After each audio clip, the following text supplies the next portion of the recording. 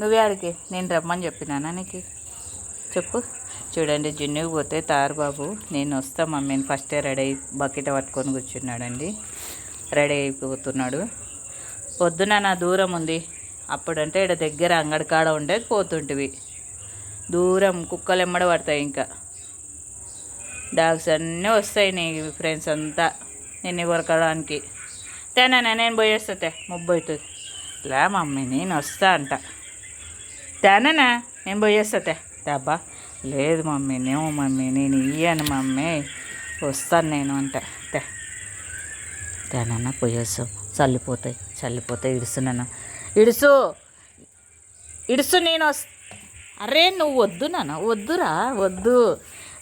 అబ్బా నా చేయి ఎలా లాక్కపోతున్నాడు సార్.